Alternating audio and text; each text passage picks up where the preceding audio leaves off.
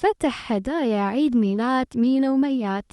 أول هدية اليوم معانا من لانا، هي عبارة عن معجون أو اللي حنسميه طين صناعي. والهدية الثانية بعد كانت من لانا وعبارة عن لعبة مغناطيس ممتعة. أما الهدية الثالثة فكانت من والدة لانا، عبارة عن مجموعة سيارات صغيرة.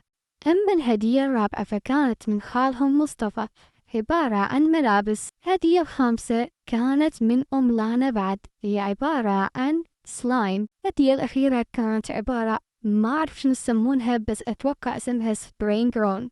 بعدها اتجهنا لفقرة التذوق مع لانا، والظاهر لانا عجبها الأكل بشكل مو طبيعي. كريش.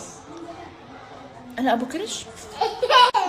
وآخر فقرة معانا كانت مع تقطيع الكيك.